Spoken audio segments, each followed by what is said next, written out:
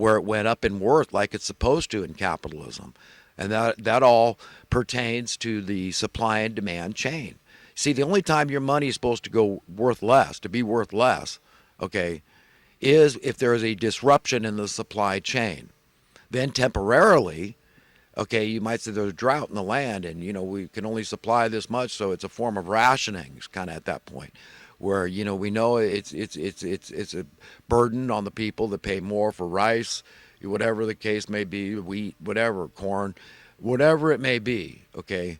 But it's only temporary until the rains come, until the crop is bountiful, and then we're going to drop the prices back down, and the worth of your grain dollars is going up.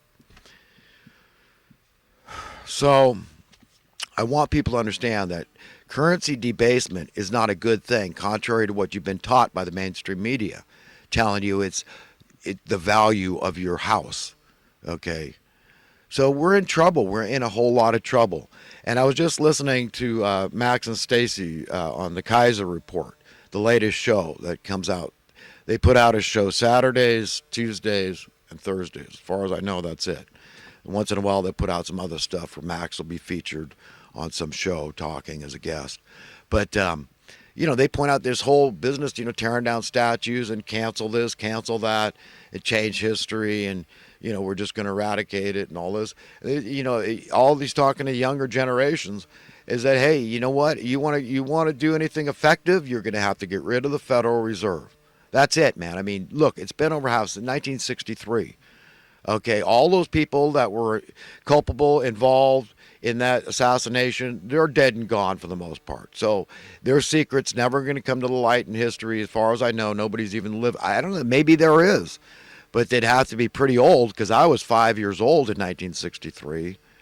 So they were probably minimum, say, 20 if they were responsible or knew something about it, let's say, approximately 20, right, as the youngest. So if they add 20 to my age, then they're going to be in their 80s. So, there certainly could conceivably be some people alive today that were involved in the assassination of JFK. But the only way that we're going to do anything, and I would tell Trump the same thing, he knows it's true. He absolutely knows. He's a smart guy. He knows the stuff I'm telling you is true. Okay, that under true capitalism, the laws of supply and demand are a rule of thumb. Do you understand? And that guides us organically, automatically, naturally, over time, gradually, your money increases in worth. And you understand where that leads. It leads to universal prosperity. It's a rising tide of bounty, okay, of surplus. That's what happens because we are very industrious and we find easier and easier ways to produce all the things we want and need. It's the industrial age. This is what we do. And so we can produce so much stuff, we can produce a superfluity, even too much stuff, an excess. And hey, you see where that leads. If the money keeps going up in worth, okay, you don't need a lot of money. That's why I tell people minimum wage today could be 50 cents an hour, but have a far greater buying power than that $1 an hour minimum wage in the early 60s. And that's what we're looking for, my friends. That's what you're looking for. I want to keep it really succinct, really simple, really easy for people to understand what's going on here. And this whole pandemic thing, they're just hiding behind that. That's a cover. You see how much the economics are involved in this? I mean, look at it. Look at it squarely. The things I'm telling you. It's a scam. It's all made up. It's a scheme. It's just defrauding the people. It's just robbing the people. It's stealing. It's theft. We have a theftocracy, or technically known as a kleptocracy, because theftocracy isn't a word yet, but it should be, to make it simple for people to understand. We've all heard of what's it called, a kleptocrat, or somebody's a kleptomaniac, something they can't help but steal. Well, that's what we have. You could call an oligarchy, a kakistocracy, a tyranny. I mean, call it what you will, but we've got a handful of people, these politicians. We think of them as the government. They're not. They're our servants. We're their master. You understand? But they don't behave like that. Does the paradigm reflect that? Does our reality reflect that?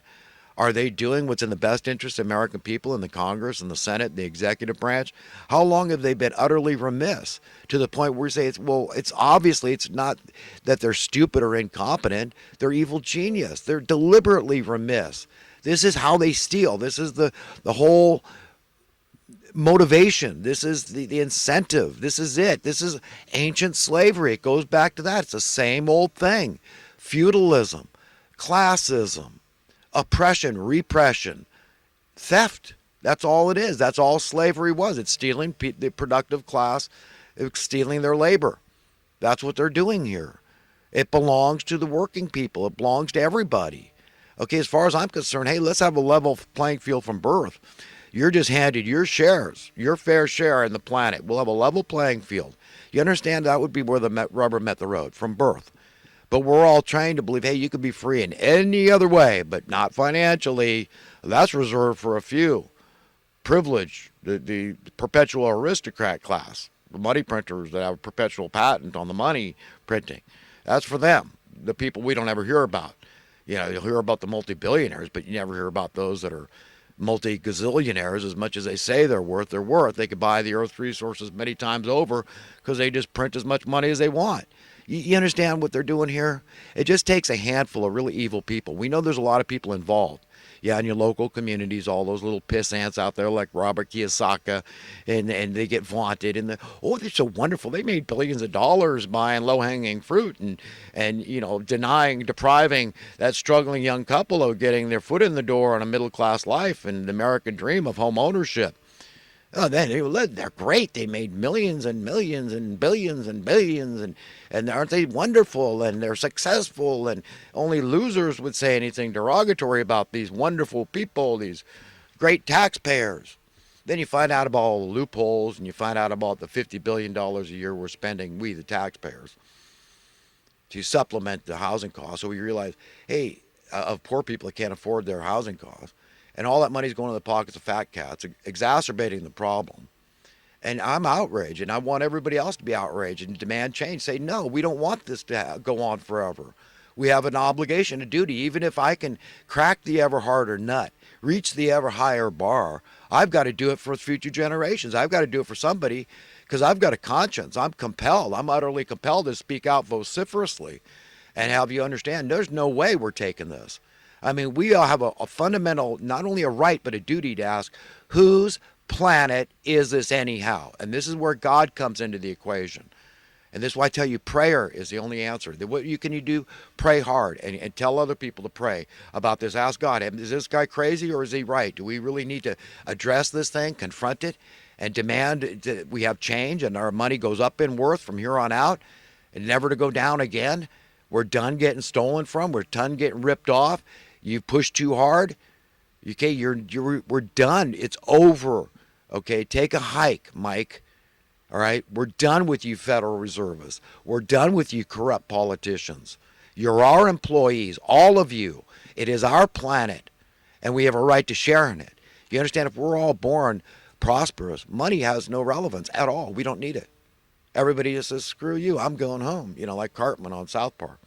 Screw you guys, I'm going home. You doing whatever you want at every time of day, wherever in the world you want to be. That's it. Only you to answer to. You and your conscience and God. That's it. You understand?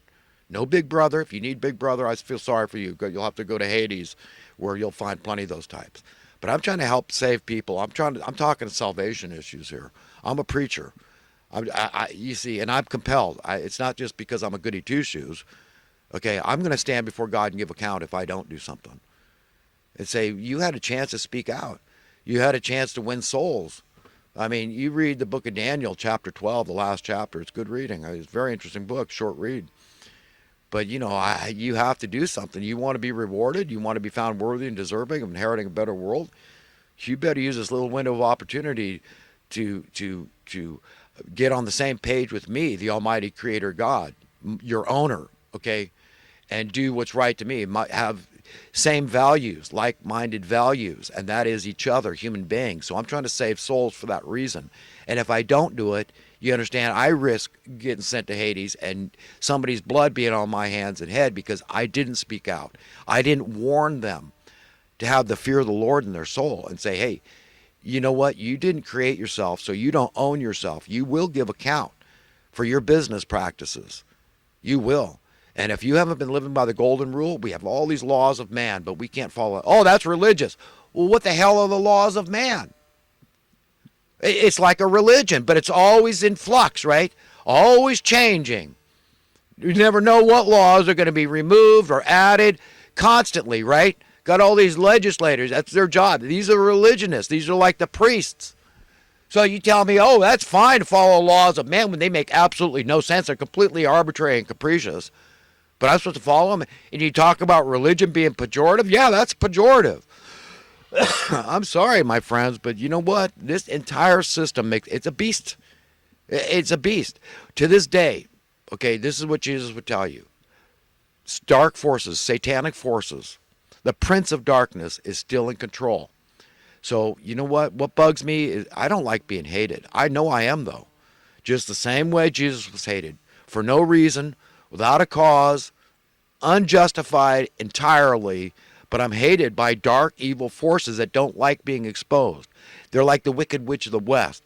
You poured water on me, I'm melting. It's holy water, it's knowledge, it's information. You're taking my souls out of Babylon. I wanted to take them to hell with me. Misery loves company. I want slaves down there. I want dumb automatons, brute beasts with me. Stop stealing them from me. Stop trying to save your own. You don't want their blood on your hands or head. That's your mind. He knows. See, evildoers know. Satan himself, okay, whatever. That entity is just a spirit. It's just a rebellious, defiant spirit against God. Okay, it hates us. We're made in the image and likeness of God. It's made in the image and likeness of a demon, a serpent, whatever. Ugly. We're all beautiful. So he hates us. He hates us that we have an opportunity to see salvation through Jesus Christ. You understand that God gave us this greatest gift of all. But this is the last straw. God is done. Your goose is cooked if you don't accept that salvation, the blood of Jesus Christ being shed to pay the ransom for your sin, which we're all sinners in need of a Savior and salvation.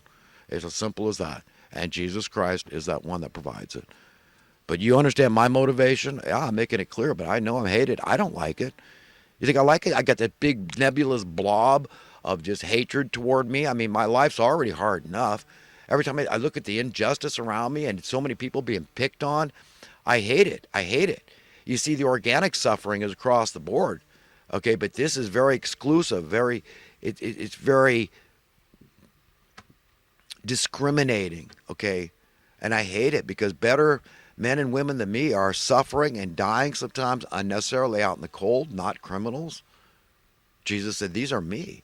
Whatsoever you do or fail to do for the least of these, you do or fail to do for me. You wonder why I speak out the way I do?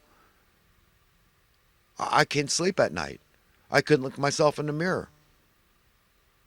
I couldn't live with myself if I didn't.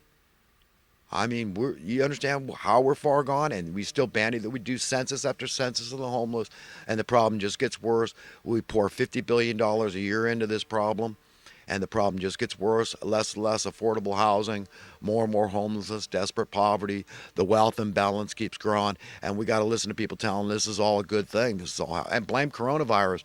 If there's any upset, the landlords aren't getting their rent, and wonder who's going to end up taking a haircut at the end. Let's trace it back to those that caused the problems on purpose. The bankster class, let them take a hit.